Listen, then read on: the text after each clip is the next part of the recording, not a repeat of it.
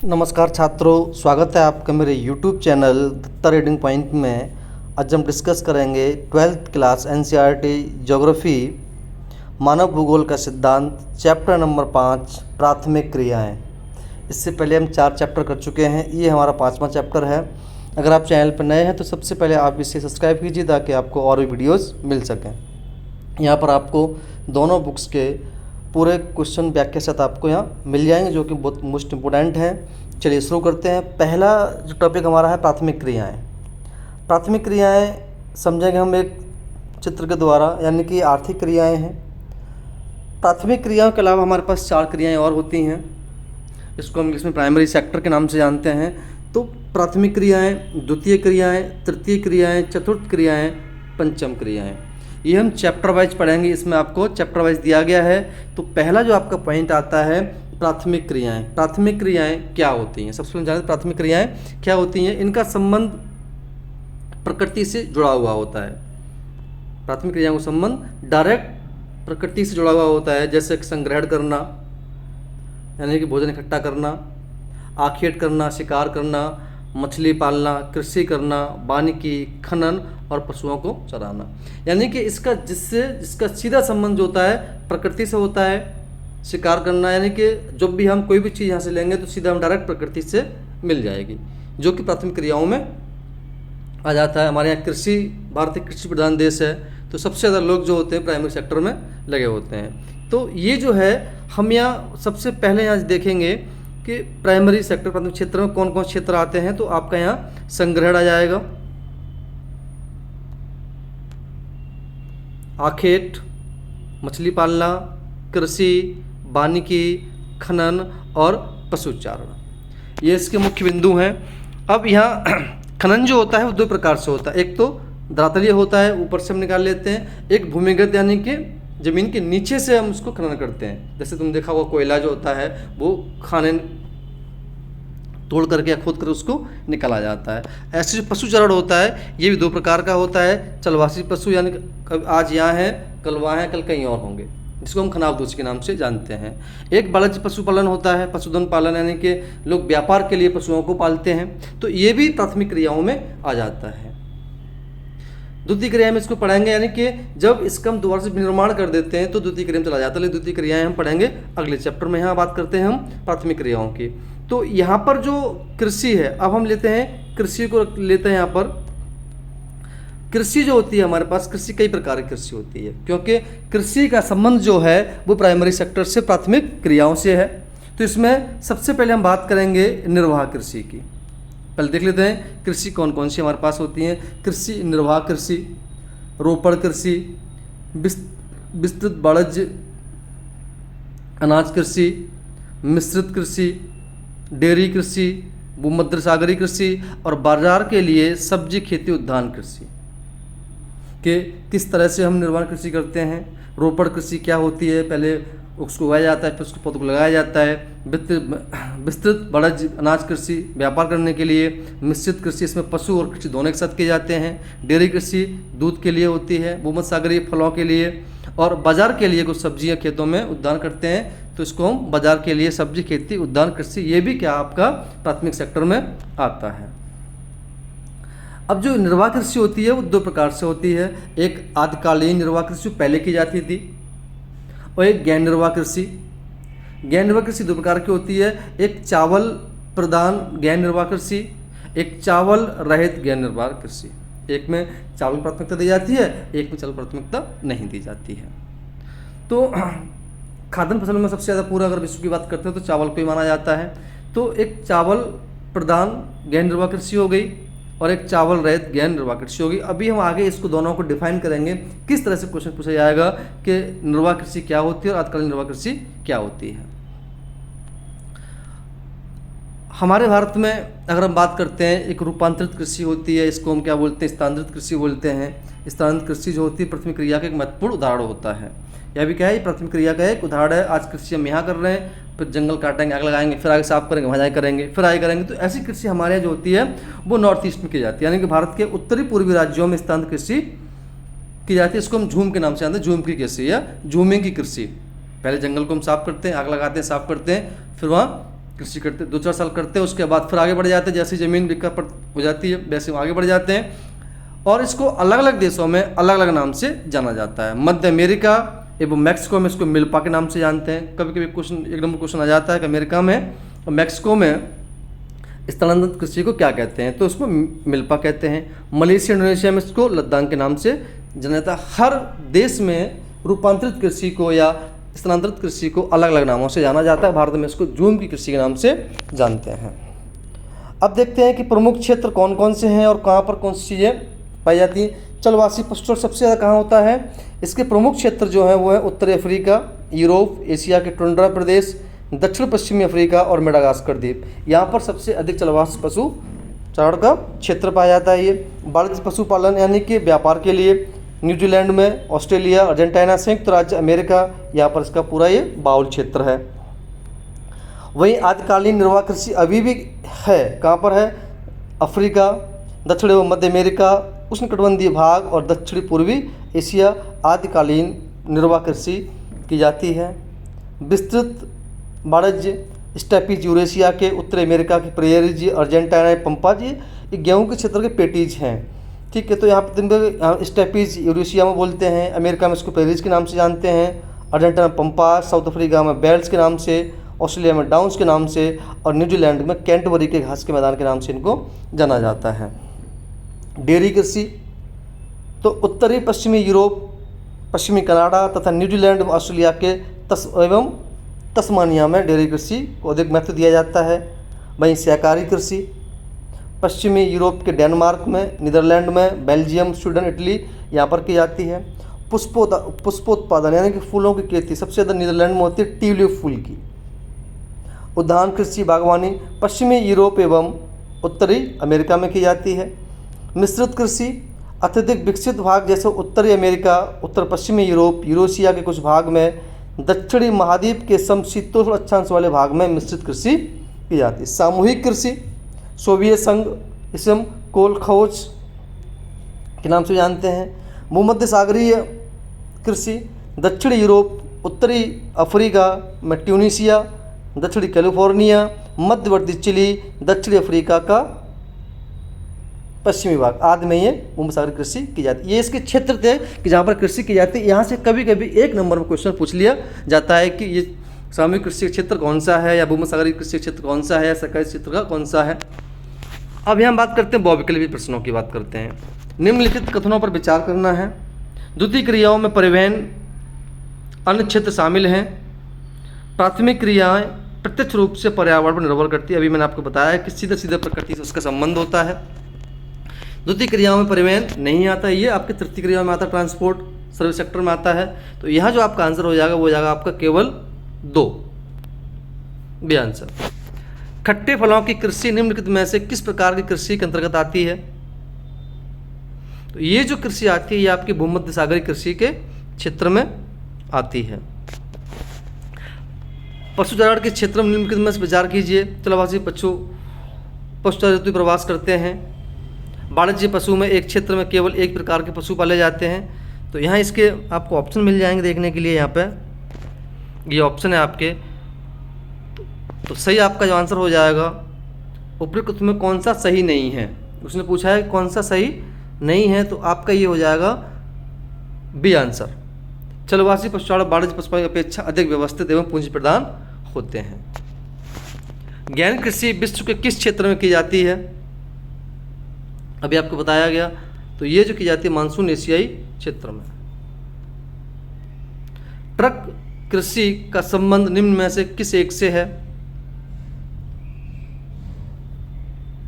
तो आपके पास 4 ऑप्शन हैं, 2 ऑप्शन आपके पास ये हैं। तो सही आपका जो आंसर होगा वो हो जाएगा बी, केवल सब्जियों का उत्पादन करने वाले प्रदेश में, ताकि वहाँ सब्जी को ले जाया सके। गुज्जर, बकरवाल, गद्दी, भूटिया लोग किस पर्वतीय क्षेत्र में रहते हैं? ये आपको पता ही होगा, ये इंडिया का है। तो ये कहाँ हो जाएगा? हिमालय पर्वत। जैपुटा वृक्ष के दूध से क्या बनाया जाता है? तो यहाँ से बनाया जाता है आपका चिकल। तो जल्दी करेंगे, टाइम बहुत कम होता है। निम्न में से कौन सा कथन सहकारी कृषि के संदर्भ में सही नहीं है? यहाँ जो आंसर हो जाएगा वो हो जाएगा इसमें उत्पादन के साधनों का स्वामित्व संपूर्ण समाज एवं सामूहिक श्रम पर आधारित होता है। निम्नलिखित में से किस देश में वाणिज्य पशुधन पालन नहीं किया जाता है? तो ये कनाडा में। अब हम कुछ क्वेश्चन देखते हैं, बड़े से क्वेश्चन देख लेते हैं कुछ। डेयरी कृषि की सफलता किन बातों पर निर्भर करती है? यह क्वेश्चन, संसार में डेयरी एक कृषि दुधारू पशुपालन का सर्वाधिक उन्नत और दक्ष प्रकार है, उदाहरण देकर के समझाइए। या फिर हम कहें कि एक क्वेश्चन और है, डेयरी कृषि का महत्व क्या है? विश्व में यह नगरीय और औद्योगिक केंद्रों के निकट मुख्य रूप से क्यों की जाती है? जो शहर का क्षेत्र होता है वहाँ क्यों की जाती है? या डेयरी कृषि विशेषताएं बताइए। चलिए इसको जान लेते हैं। डेयरी कृषि का अर्थ सबसे पहले जानते हैं कि यह विशेष प्रकार की कृषि है।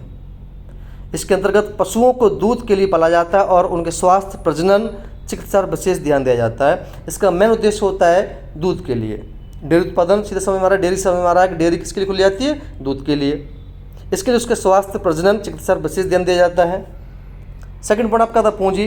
पशुओं के लिए छप्पर, घास संचित करने के भंडार एवं दुग्ध उत्पादन में अधिक यंत्रों के प्रयोग के लिए पूंजी की अधिक आवश्यकता पड़ती है। इसमें पूंजी की अधिक आवश्यकता पड़ती है क्योंकि जहाँ डेयरी कृषि की जाएगी पशु ज़्यादा होंगे। जब पशु ज़्यादा होंगे तो उनके लिए छप्पर, रहने की व्यवस्था, घास, भंडार, ये सब आपको लाना पड़ेगा, इसलिए थोड़ी सी महंगी पड़ती है, पैसे की आवश्यकता पड़ती है।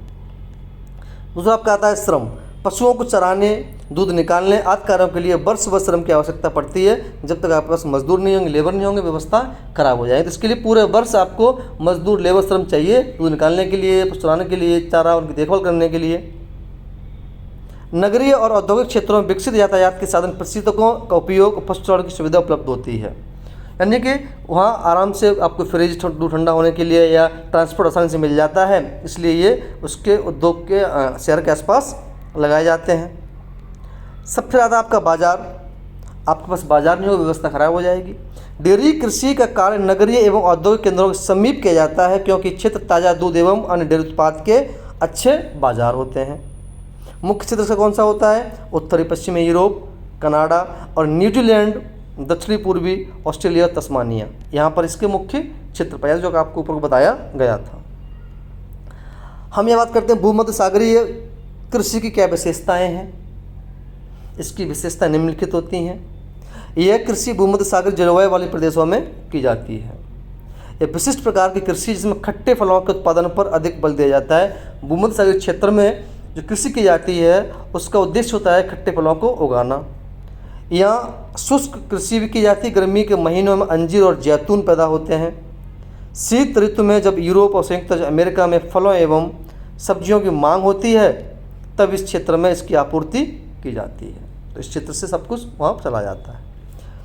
इस क्षेत्र कई देशों में अच्छे किस्म के अंगूरों के उच्च गुणवत्ता वाली मदिरा शराब का उत्पादन भी किया जाता है, जो उच्च कोटि की शराब पाई जाती है। वहीं अगला क्वेश्चन है, CBSE 2008 में आया था कि बाजार के लिए सब्जी खेती एवं उद्यान कृषि की विशेषताओं को स्पष्ट कीजिए। चलिए इसको कर लेते हैं। इस प्रकार की कृषि में अधिक मुद्रा मिलने वाली फसलें जैसे कि सब्जियां, फल, पुष्प लगाए जाते हैं जिनकी मांग नगरीय क्षेत्रों में अधिक होती है। जब जहाँ नगर होगा, कंजप्शन ज़्यादा होगा तो इनकी डिमांड बढ़ जाती है। इस कृषि में खेतों का आकार छोटा होता है और खेत यातायात के अच्छे साधनों से जुड़े होते हैं ताकि ट्रांसपोर्ट अगर जल्दी से मिल जाए तो मार्केट में चीज़ें जल्दी से पहुँचाई जा सकें। वही है अगला क्वेश्चन, चलवासी पशुचारण एवं वाणिज्य पशुधन पालन में अंतर क्या है बताइए। संसार में चलवासी पशुचारकों के जीवन जीने के तरीके का वर्णन कीजिए। क्या क्वेश्चन ऐसे आ सकता है, घुमा सकता है क्वेश्चन को। चलवासी पशुचारण की परिभाषा लिखिए, इसकी किन्हीं 4 विशेषता का उल्लेख कीजिए। या कह सकता है किन्हीं 5 विभिन्न प्रतिपादक बिंदुओं का उल्लेख करते हुए चलवासी पशुचारण एवं वाणिज्य पशुधन पालन में अंतर स्पष्ट कीजिए। या फिर क्वेश्चन ऐसे पूछ लेगा, संसार में चलवासी पशुचारण की 5 विशेषताओं का वर्णन कीजिए। हमें देखते हैं चलवासी पशु क्या होते हैं, इसका अर्थ क्या होता है। यानी कि चलवासी पशुचारण में पशुपालक समुदाय चारे और जल की खोज में एक स्थान से दूसरे स्थान पर घूमते रहते हैं, घुमंतु के नाम से भी जाना जाता है। खनाब दूसरे को बोलते हैं। दूसरा आपका आता है पूंजी। यह पूंजी प्रधान नहीं है, पशुओं को प्राकृतिक परिवेश में पाला जाता है। ऐसा नहीं इसके लिए हम एक अलग से स्थायी निवास बना देते हैं घास फूस का, नहीं, ये प्राकृतिक परिवेश में पाला जाता है। आज यहाँ है, कल कहीं और, कल कहीं और, कल कहीं और, खाने की खोज में इधर से उधर घूमते रहते हैं, तो पूंजी की ज़्यादा आवश्यकता नहीं पड़ती है। पशुओं की देखभाल, पशु प्राकृतिक रूप से बड़े होते हैं और उनकी विशेष ध्यान देने की आवश्यकता भी नहीं होती है। पशुओं के प्रकार, चलवासी पशुपालकों एक ही समय में विभिन्न प्रकार के पशु रखते हैं, जैसे सारा एवं एशिया के मरुस्थलों में भेड़, बकरी एवं ऊँट पाले जाते हैं। क्षेत्र जो होता है यह पुरानी दुनिया की तक सीमित है। इसके 3 प्रमुख क्षेत्र हैं। उत्तरी अफ्रीका के अटलांटिक तट से अरब प्रायद्वीप होते हुए मंगोलिया के मध्य चीन, यूरोप एवं एशिया के टुंड्रा प्रदेश, दक्षिण पश्चिमी अफ्रीका का मेडागास्कर द्वीप। अब हम यह बात करते हैं वाणिज्यिक पशुधन पालन में क्या अंतर है। व्यापारिक अर्थ इसका होता है कि वाणिज्यिक पशुधन पालन एक निश्चित स्थान पर विशाल क्षेत्र वाले फार्म पर किया जाता है। उनके चारे की व्यवस्था स्थानीय रूप से की जाती है। चलवासी पशुचारण की अपेक्षा वाणिज्यिक पशुधन पालन अधिक व्यवस्थित और पूंजी प्रदान होता है। यहाँ पर इसको सिस्टम से रखा जाता है और पैसे की ज़्यादा आवश्यकता पड़ती है। पशुओं की देखभाल के लिए विशेष ध्यान रखा जाता है। इनके वैज्ञानिक तरीके से इनको देखा जाता है। पशु प्रकार जो होते हैं इनमें से उसी विशेष पशु को पाला जाता है जिसके लिए वो क्षेत्र अत्यधिक अनुकूल होता है। ऐसा नहीं है कुछ भी पाल लें, जिस क्षेत्र में पशु अनुकूल महसूस करता है, उसके अनुकूल होता है, उसी पशु को पाला जाता है। क्षेत्र कौन कौन से होते हैं? मुख्यतः नई दुनिया में प्रचलित विश्व में New Zealand, Australia, Argentina, Uruguay, USA में वाणिज्यिक पशुधन पालन किया जाता है। अगला आपका आता है मिश्रित कृषि विशेषता बताते हुए इसके प्रमुख क्षेत्रों के नाम बताइए। तो इस प्रकार की कृषि में फसल उत्पादन एवं पशुपालन दोनों को समान महत्व दिया जाता है। फसलों के साथ साथ पशु जैसे मवेशी, भेड़, सूअर, कुक्कट आदि आय के स्रोत होते हैं। यानी कि कृषि और पशु एक साथ दोनों किए जाते हैं, पाले जाते हैं। चारे की फसलें मिश्रित कृषि के मुख्य घटक होते हैं। इस कृषि में खेतों का आकार मध्यम होता है, ज़्यादा बड़ा नहीं होता, ज़्यादा छोटा नहीं पाया जाता। इसमें बोने वाली फसलें होती हैं गेहूँ, जौ, राई, जई, मक्का, कंदमूल प्रमुख। सस्यावर्तन एवं अंतः फसली कृषि मृदा उर्वरकता को बनाए रखने के लिए महत्वपूर्ण भूमिका निभाते हैं, ताकि फसल को चेंज कर करके ये बोते रहते हैं। इस प्रकार की कृषि विश्व के अत्यधिक विकसित भागों में की जाती है, जैसे उत्तरी पश्चिमी यूरोप, उत्तरी अमेरिका का पूर्वी भाग, यूरेशिया का कुछ भाग, दक्षिणी महाद्वीप के समशीतोष्ण अक्षांश वाले भाग में। अगला क्वेश्चन आता है कि आदिमकालीन निर्वाह कृषि क्या है। जैसे अभी आपको बताया कि हम बाद में बताएंगे। अर्थ होता है आदिमकालीन। निर्वाह कृषि का वह प्रकार जिसमें कृषक अपने और अपने परिवार के भरण पोषण के लिए निर्वाह हेतु उत्पादन करता है, केवल अपना काम हो जाए और अपने परिवार के लिए वो कृषि कर सके। इसमें उत्पाद बिक्री के लिए नहीं होते हैं। आदिमकालीन निर्वाह कृषि का प्राचीनतम रूप है, जिसमें स्थानांतरित कृषि भी कहते हैं, जिसमें खेत स्थायी नहीं होते हैं। जंगल को आग लगाते हैं, साफ करते हैं, फिर वहाँ कृषि करते हैं। जब जमीन बंजर हो जाती है फिर आगे बढ़ जाते हैं, फिर साफ करते हैं, फिर यानी तो जो प्राचीन परंपरा के अनुसार कृषि की जाती थी उसको हम बोलते हैं आदिमकालीन निर्वाह कृषि, जिससे व्यक्ति का पेट और अपने परिवार का भरण पोषण कर सके। खेत का आकार बहुत छोटा होता है। कृषि पद्धति इसमें किसान एक क्षेत्र के जंगल या वनस्पतियों को काटकर जलाकर साफ करता है। खेत का उपजाऊपन समाप्त होने पर स्थान छोड़कर भूमि के अन्य भागों में चला जाता है। औजार औजार पुराने होते हैं, वही फावड़े पारंपरिक होते हैं, लकड़ी, कुदाली, फावड़े। क्षेत्र उष्णकटिबंधीय क्षेत्र जहाँ आदिम जात के लोग कृषि करते हैं, अफ्रीका हो गया। उष्णकटिबंधीय दक्षिणी अमेरिका और पूर्वी एशिया हो गया। हम अब 1-2 क्वेश्चन देख लेते हैं, 5 नंबर वाले बड़े क्वेश्चन देख लेते हैं। चावल प्रधान गहन निर्वाह कृषि क्षेत्र की मुख्य विशेषताएं क्या हैं? संसार में गहन निर्वाह कृषि मुख्य रूप से कहाँ की जाती है? क्वेश्चन कई प्रकार से आपको पूछ सकता है। निर्वाह कृषि के 2 प्रकार बताइए। संसार में विभिन्न देशों में प्रचलित निर्वाह कृषि के 2 प्रकार कौन से हैं? निर्वाह कृषि के इन प्रकारों की मुख्य विशेषताएं कीजिए। संसार में प्रचलित निर्वाह कृषि की 5 विशेषताएं बताइए। तो यहाँ पर ये क्वेश्चन बड़ा होता है, थोड़ी वीडियो लंबी है लेकिन आपको बहुत फायदा पहुँचाएगी। चावल प्रधान गहन निर्वाह कृषि का अर्थ क्या होता है? इस प्रकार की कृषि में लोग परिवार के भरण पोषण के लिए भूमि के छोटे से टुकड़े पर काफ़ी बड़ी संख्या में लोग चावल या अन्य खाद्यान्न की कृषि में लगे होते हैं। यहाँ पर भूमि पर जनसंख्या का दबाव अधिक होता है। मुख्य फसल, जैसा कि इस कृषि के नाम से पता चलता है कि इसमें चावल प्रमुख फसल होती है। सिंचाई वर्षा पर निर्भर करती है। खेतों के आकार, अत्यधिक जनसंख्या घनत्व के कारण खेतों का आकार छोटा होता है और खेत एक दूसरे से दूर होते हैं। श्रम, भूमि का गहन उपयोग होता है। यंत्रों की अपेक्षा मानव श्रम अधिक महत्व होता है। कृषि कार्य में कृषक का पूरा परिवार लगा रहता है। प्राकृतिक खाद चाहिए होती है। भूमि की उर्वरकता बनाए रखने के लिए पशुओं के गोबर की खाद, हरी खाद का उपयोग किया जाता है। क्षेत्र मानसून एशिया के घने प्रदेशों में कृषि की जाती है। चावल रहित गहन कृषि, इस कृषि में चावल का मुख्य फसल नहीं होती है और इसके स्थान पर गेहूँ, सोयाबीन, जौ, सूरपम आदि फसलें उगाई जाती हैं। यह कृषि के उन क्षेत्रों में की जाती है जहाँ पर चावल की फसल के लिए पर्याप्त वर्षा नहीं होती है, इसलिए इसमें सिंचाई की आवश्यकता पड़ती है। इस प्रकार की कृषि में भूमि पर जनसंख्या दबाव अधिक बना रहता है, खेत बहुत ही छोटे और बिखरे हुए होते हैं। मशीनों के स्थान पर खेती अधिकतर कार्य पशुओं द्वारा किए जाते हैं और मुख्य क्षेत्रों में उत्तरी Korea, Japan, Manchuria, Ganga Sindhu के मैदानी भाग भारत में इसकी कृषि की जाती है। अगला क्वेश्चन आता है कि रोपड़ कृषि की मुख्य विशेषताएं क्या हैं? यह संसार के विभिन्न क्षेत्रों में प्रचलित रोपड़ कृषि की किन्हीं 5 विशेषताओं को वर्णन कीजिए। रोपड़ कृषि का अर्थ समझ लेते हैं। रोपड़ कृषि एक व्यापारिक कृषि है जिसके अंतर्गत बाजार में बेचने के लिए चाय, कॉफ़ी, कोको, रबड़, कपास, गन्ना, केले, अनानास की पौध लगाई जाती है। पहले पौध लगाते हैं, फिर उसका खेत में उसको लगाया जाता है। इसको बागानी कृषि के नाम से भी जानते हैं। खेत का आकार, इसमें कृषि क्षेत्र बागान का आकार बहुत बड़ा होता है। पूंजी निवेश, बागान की स्थापना, उन्हें चलाने का रखरखाव करने के लिए पूंजी की आवश्यकता पड़ती है। तकनीकी और वैज्ञानिक विधियों का प्रयोग किया जाता है। एक फसली कृषि, यह एक फसली कृषि है जिसमें एक फसल के उत्पादन पर ध्यान दिया जाता है। श्रम की आवश्यकता पड़ती है, यहाँ से स्थानीय लोगों से मिल जाता है। परिवहन के साधन सुचारू रूप से विकसित होते हैं जिसके द्वारा बाजार बड़ी प्रकार से जुड़े होते हैं। क्षेत्र जो पाया जाता है कृषि यूरोपीय अमेरिकी लोगों के अपने अधीन उष्णकटिबंधीय क्षेत्र में स्थापित किया जाता है। नेक्स्ट क्वेश्चन आता है भोजन संग्रह आखिर जनजातीय समाजों के जीवन निर्वाह के लिए आदिकालीन आर्थिक क्रियाएं हैं, परंतु आधुनिक समय में भोजन संग्रह के कार्य का व्यापारीकरण भी हो गया है। इस कथन का जांच कीजिए। भोजन संग्रह प्राचीनतम आर्थिक क्रिया है, परंतु विश्व स्तर पर भोजन संग्रहण का अधिक महत्व तो नहीं है। इस कथन को प्रमाणित कीजिए। 17 में ये क्वेश्चन आया था, देख लेते हैं इसको भी। भोजन संग्रह तकनीकी कीमती पौधों की पत्तियों, छाल, औषधीय पौधों को बाजार में बेचने के लिए उद्देश्य से इसको संग्रहित करता है, यानी कि कटाया जाता है, इसकी खाद बनती है और बाजार में इसको बेच देते हैं। पौधों के विभिन्न भागों का उपयोग करते हैं, जैसे छाल का उपयोग करना, कुनैन, चमड़ा तैयार करना या काक तैयार करना। दृढ़ फल को भोजन को तेल के लिए एकत्रित किया जाता है। उद्योगों में पेड़ के तने उपयोग, रबड़ बनाना, गोंद आराल बनाने के लिए इसका उपयोग किया जाता है। पेड़ की पत्तियों का उपयोग पेय पदार्थ, दवाइयाँ और वस्तु बनाने के लिए भी किया जाता है। अगला क्वेश्चन है संसार में प्रचलित वाणिज्य पशुधन पालन की 5 विशेषताएं बताइए। वीडियो बहुत लंबी हो जाएगी तो इसको आप ऐसे ही देख लीजिए।